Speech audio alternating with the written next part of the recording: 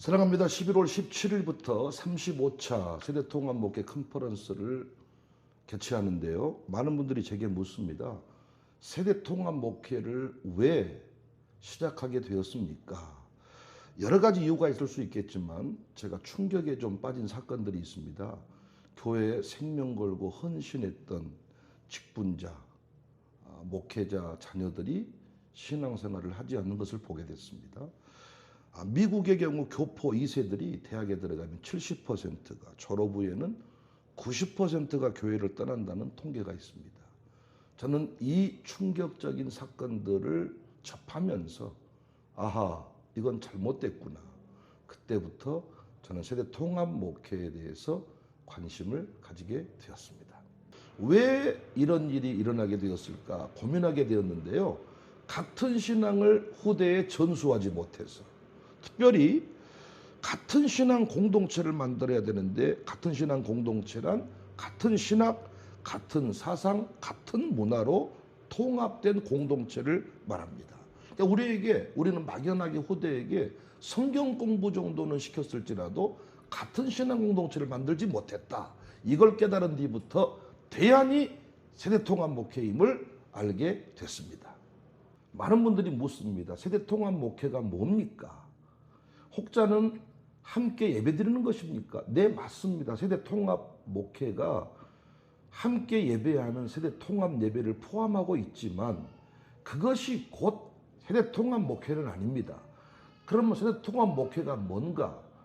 같은 신앙 공동체를, 같은 신학, 같은 사상, 같은 문화를 가진 신앙 공동체를 만들기 위한 목회적 활동, 목회적 행위를 저는 세대통합 목회라 합니다. 그러니까 세대통합 목회라는 것은 교회 유행 어떤 프로그램이 아니라 목회의 본질의 문제입니다. 그러므로 지금 힘들고 아파하는 한국교회가 세대통합 목회에 관심을 갖고 그 근본적인 대안들을 찾아가야 됩니다. 세대통합 목회만이 대안입니다. 세대통합 목회에 대한 구체적인 내용들, 세대통합 예배까지는 알고 있는 것 같습니다.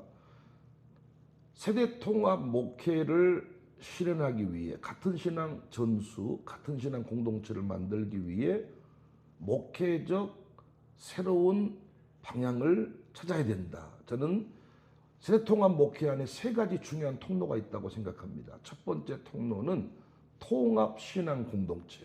그러니까 모든 교회의 모임과 활동을 통합해야 된다는 거예요. 다음 세대와 어른 세대가 함께하는 통합 공동체. 이제는 세대 통합을 지나서 인종 간 통합까지. 광주는 5만 8천 명의 이주민들이 있습니다. 저희 동네는 약 2만 7천 명의 이주민이 있습니다. 그들까지의 통합을 목표로 합니다. 그리고 두 번째는 가정재단, 가정을 단순히 혈연 공동체를 지나 가정도 신앙 공동체로, 그래서 가정을 세우는 가정재단 회복입니다. 세 번째가 교회와 가정이 힘을 모아서 단순히 공부시켜 대학 보내는 학교가 아니라 신앙 전수를 위한 신앙 공동체로서의 기독학교를 세우는 것, 이런 내용들을 통합목회 컨퍼런스 가운데 소개하도록 하겠습니다. 같은 신앙 공동체를 만들어야 된다, 이런 얘기를 많이 했는데 같은 신앙이다. 어떤 신앙을 말하는 겁니까? 네, 다윗의 때에는 다윗과 같지 아니하고 너의 행실이 다윗과 같은 신앙이며 하나님 인정을 했잖아요. 저는 한국교회 안에서 우리 선조들의 신앙, 경이로운 부흥을 이루어낸 선조들의 그 신앙이 너무 귀하다고 생각해요. 근데 후대 우리 신학자들이 그 선조들의 신앙을 율법적 신앙이었다고 조금 평가를 달리 했는데 저는 그 부분에 마음이 아픕니다. 그래서 한국교회가 다시 부흥하기 위해서는 선조들의 그 위대한 부흥신앙을 후대에 전수해야 되는데, 그 위대한 부흥신앙이라 함은 첫 번째 주일성수 신앙, 두 번째 새벽기도 신앙, 세 번째 11조 헌금 신앙, 네 번째 교회를 사랑했던 신앙, 다섯 번째 목사님들을 존중하고 따랐던 신앙. 이 부분들에 관해서 우리가 오해하는 부분이 많이 있지만 이 부분 안에 선조들의 그 고귀한 순수한 신앙이 포함되어 있습니다. 저는 이 신앙을 어떻게 후대에 가르칠까, 세대통합 목회 안에 고민했고 그 답을 소개합니다. 구체적으로 어떤 내용을 가지고 여러분들을 만나고자 하냐 하면요. 먼저 세대통합 목회가 대안입니다. 세대통합 목회 이론을 공부합니다. 제가 쓴 책입니다.